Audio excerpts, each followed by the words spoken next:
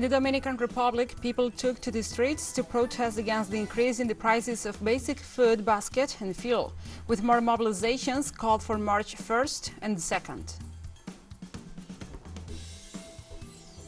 Russian President Vladimir Putin spoke by telephone on Saturday with his U.S. counterpart Joe Biden amid escalating tensions over Ukraine. Myanmar's military junta announced that it will release over 800 prisoners on Saturday.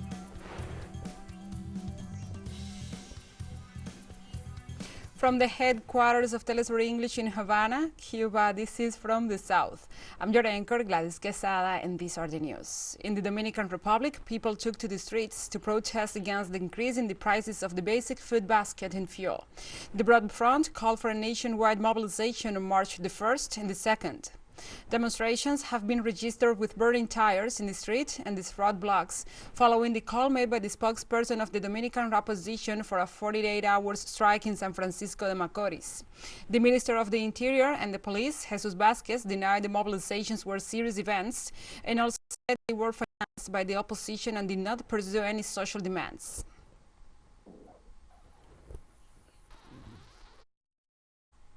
Ecuadorian educators mobilized in different cities of the country to demand a salary increase and the possibility of retiring after 30 years of service. Protests were held in 17 of the 24 provinces of the day of the Constitutional Court gave the executive branch a 6-month deadline to present a report on the budget impact of the demand for teachers.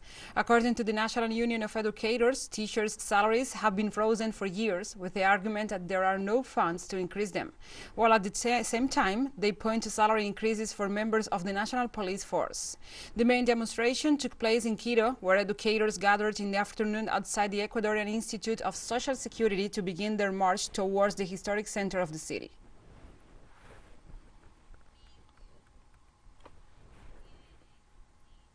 In Haiti, Judge Chavannes Etienne resigns from his post after being appointed to investigate the assassination of former President Jovenel Moïse, becoming the 4th judge to decline the case. The government commissioner at the Court of First Instance in Port-au-Prince confirmed the resignation of Judge Etienne and specified that in order to properly investigate the case, it is necessary to demand the extradition to Haiti of all suspects in prison abroad, particularly in the United States. Etienne withdrew from the case, arguing personal reasons, less than a week after his appointment after succeeding Judge Gary Aurelian last week, when he later was denied the extension requested to extend the time of investigation.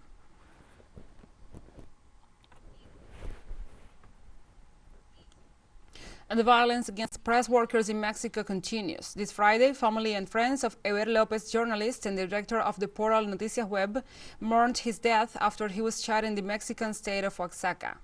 According to prosecutors, Lopez was shot dead by 2 men who waited for him outside his office last Thursday.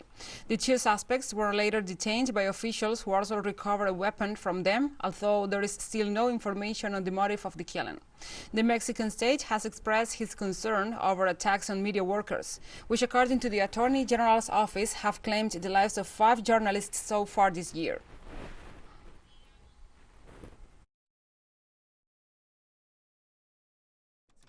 We demand justice to the federal and state agencies because we, the journalists, need to have the guarantees in order to work. What happened to Heber, what did they do to him in front of his family is very complicated because he didn't deserve this and neither do we. We're not accusing anyone, we're just asking the prosecutor to identify those who participated in this crime with all of the consequences. Now we continue to other topics. On Friday in Rio de Janeiro, according to state official data, a police operation in a poor community left 8 people dead. 8 alleged criminals were killed when they resisted a police operation in Villa Cruzeiro, a popular slum in the northern part of the city controlled by drug gangs. According to the eyewitnesses, 1 person was detained. Local media reported more than a dozen schools and some family health clinics were shut down due to the shooting. The operation came just a week after the Supreme Court of Justice set a 90-day deadline for the Rio de Janeiro governor's office to take action against the violence by its police officers, who between January and November last year were responsible for nearly 1,300 deaths.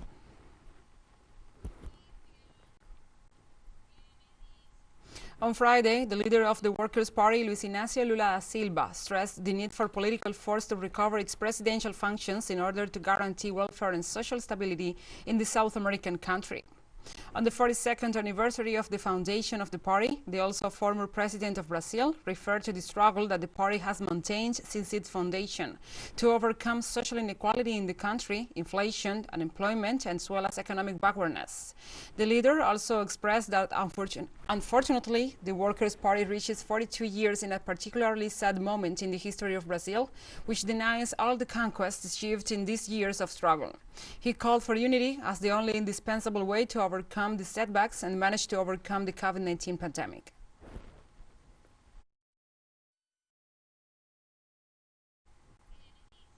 The Fundamental Rights Commission of the Chilean Constitutional Convention approved by a large majority an initiative of restitution and duty of to return lands, territories and natural assets to indigenous peoples. The Commission agreed to the creation of a special court for ancestral lands, territories and waters, which will have to promote all necessary measures for the restitution of lands, including expropriation to indigenous peoples. The proposal considers the creation of a plurinational commission whose purpose will be to receive the demands of the native nations. It will also have to carry out a register of properties that are in the domain of third parties, private individuals or the Treasury. In this way, it will be able to draw up a concrete plan for demarcation, registration, the title and or restitution as appropriate.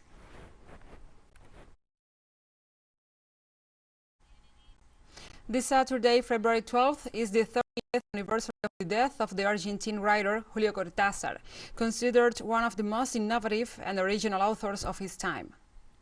Cortázar was born on August 26, 1914 in the Ixelles, a district in the south of the city of Brussels, the capital of Belgium, and died on February 12, 1984 of leukemia.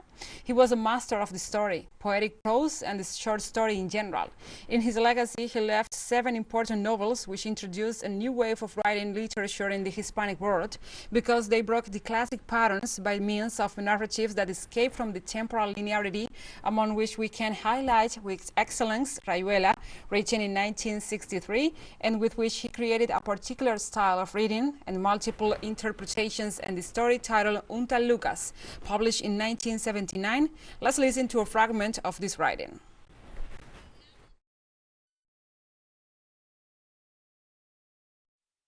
Somewhere there must be a garbage dump where explanations are piled up. Only one thing worries in this fair scenario. What might happen the day someone manages to explain the garbage dump? This was precious for all the literary lovers. We'll take a short break now and join us again after this. Welcome back to From the South. Russian President Vladimir Putin spoke by telephone on Saturday with his U.S. counterpart Joe Biden amid escalating tensions over Ukraine.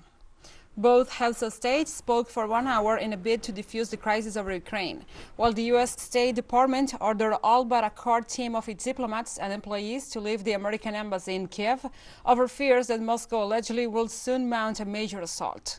Even after the calls between the top U.S. and Russian diplomats and between the country's defense secretaries, the path to a diplomatic resolution to the standoff appeared to be narrowing.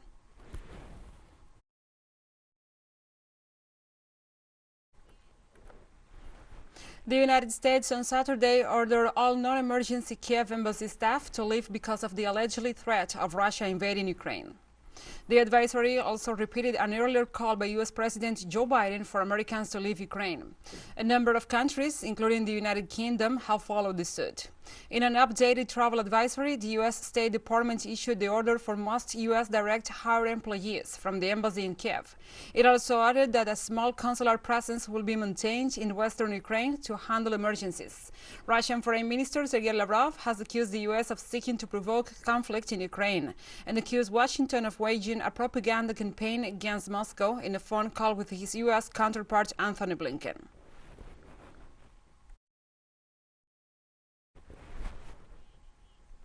Meanwhile, Ukraine's foreign ministry spokesperson appealed for calm and not to cause alarm after the United States warned of a possible Russian invasion next week. The Ukrainian Foreign Ministry issued a statement in which it calls for avoiding actions that undermine stability and create panic in the country. It also stressed that they have been doing everything possible to keep Ukraine stable and ready for various scenarios as well as any aggressive intentions against our state. The statement comes after the United States, the United Kingdom, New Zealand, Norway and Denmark called on their citizens to leave Ukraine in the next few hours.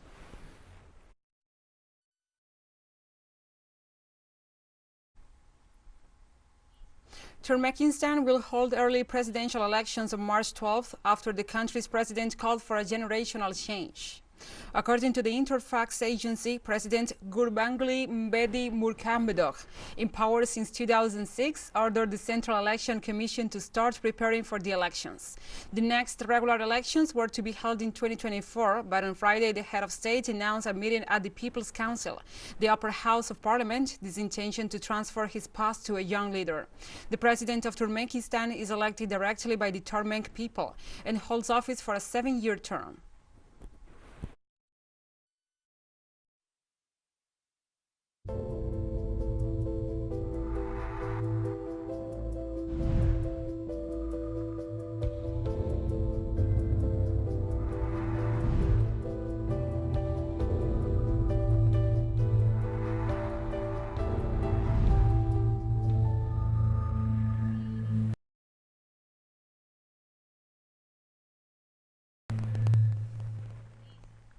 Now we move on to other topics. Venezuela received a donation of 17 tons of medical supplies from Belarus.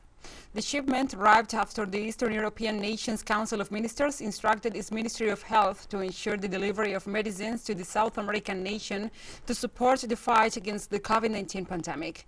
The donation included face masks, surgical overalls, special footwear, and disposable protective gear. The ambassador of Belarus in Venezuela, Andrei Molchan, emphasized that both countries maintain good bilateral relations of mutual benefit. In the meantime, the Vice President of the Council of Ministers of Planning of the Venezuelan government, Ricardo Menendez, pointed out that the contribution in kind constitute a sign of solidarity and cooperation between the two countries in times of the pandemic.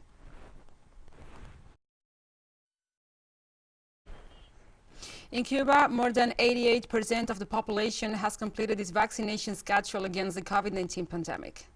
The Ministry of Health reported that more than 9,839,000 citizens have completed the immunization program against the coronavirus with national vaccines Sobrana 2, Sobrana Plus, and Abdala. The health authorities also pointed out that 5,491,520 Cubans, representing more than 45% of the Caribbean islands, received booster doses. In addition, the health body has accounted for a total of 34,446,973 doses administered with its own immunogens throughout the territory.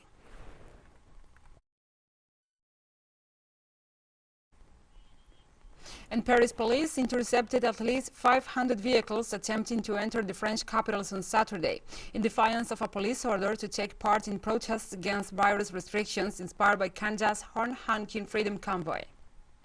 The police said on Twitter that several convoys were stopped from entering at key city arteries and over 200 motorists were handed tickets.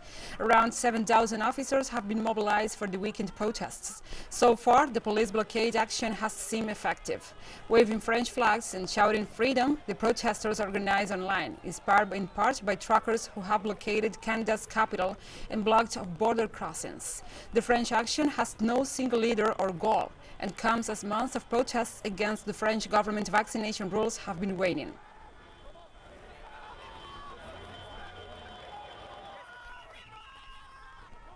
Norway is lifting almost all COVID-19 restrictions, seeing the consequences of measures worse than the virus. This measure comes up despite Omicron infections spreading in the Nordic nation. Prime Minister Jonas Gahr Store justified the move by saying that Norwegians are well protected by vaccines against the COVID-19 pandemic, and the proportion of citizens who end up in hospital has remained low despite the spread of the Omicron variant.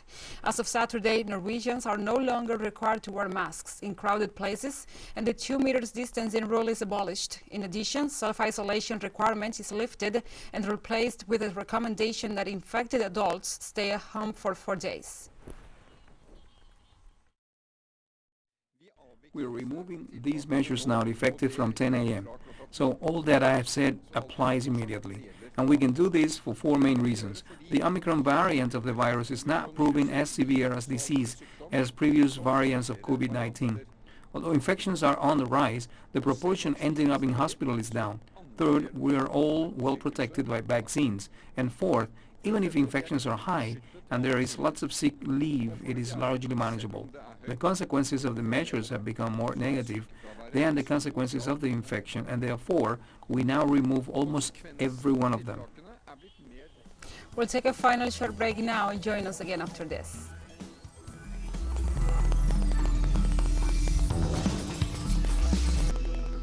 Welcome back to From the South. On the 75th anniversary of Union Day in Myanmar, its military junta announced that it will release over 800 prisoners from its jails on Saturday. According to the United Nations Human Rights Office, the country has been in turmoil since last year's coup, with mass protests and the subsequent military crackdown that has killed more than 1,000 civilians. In a customary gesture for national holidays, the head of the military council that seized power last year announced an amnesty for the prisoners, but it was unclear how many political detainees were among those freed. Those given amnesty will be mostly from prisons in Yangon. As of Friday, the government was keeping around 9,000 people under detention, according to the Assistance Association for Political Prisoners. My son was arrested on September 14, 2021, and he arrived in prison around the end of October. He was sentenced to 3 years in prison for incitement against the military. I don't know if he will be released today or not, but I just came here and I'm waiting outside. The President of the United States, Joe Biden, signed an executive order on Friday, invoking emergency powers to consolidate and freeze all $7 billion of the total assets the Afghan central bank kept in New York. The order was disguised as a way to slip the Afghan frozen reserves between humanitarian efforts for the Afghan people and American victims of terrorism, including relatives of the 9/11. The highly unusual set of moves is supposedly meant to address a tangled knot of legal, political, foreign policy, and humanitarian problems stemming from the attacks and the end of the 20-year war in Afghanistan. Meanwhile, the economy of the South Asian country has been collapsing, leading to a mass starvation that is in turn creating an enormous and destabilizing new wave of refugees and raising a clear need for extensive spending on humanitarian relief. The Taliban movement, currently under UN sanctions for terrorist activities, described the U.S. decision to leave Afghanistan's central bank funds in New York as theft. The official spokesperson, for the Taliban's political office, Mohammed Naeem, said on Friday. Before the Taliban came to power, $7 billion belonging to the Afghan central bank was stored in the U.S. city, and on Friday, U.S. President Joe Biden signed a decree that these funds will be deposited in an account in New York and divided equally between 9/11 victims and humanitarian aid for Afghanistan.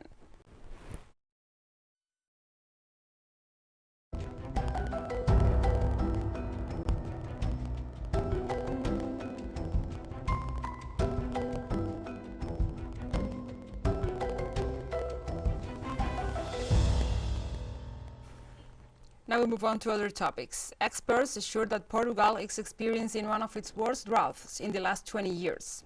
According to experts heard at the last meeting of the Permanent Commission for the Prevention, Surveillance and Monitoring of the Effects of Drought, the year 2022 is on track to be another dry year, with an 80% probability.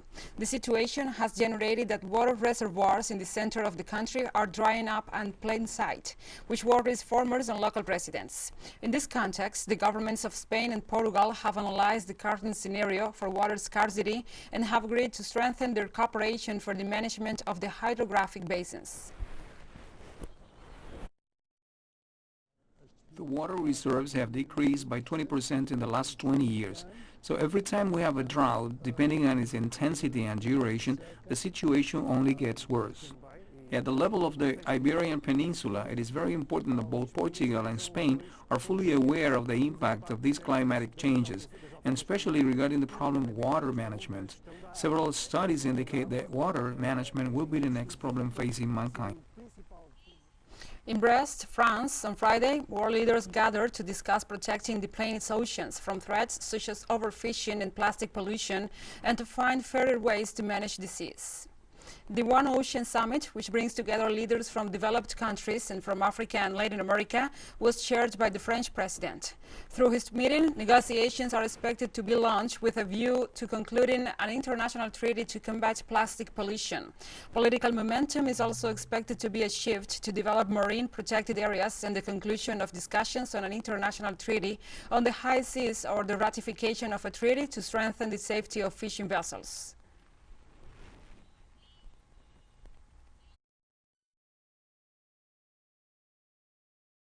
With several European states, Italy, Denmark, Portugal, and the Netherlands, which have already formed this small group, and I invite all the heads of state who are prepared to join, we're going to set up an action to better check, control, and sanction these fishing activities, which are a real scourge, and which are part of the mafia activities I mentioned just now.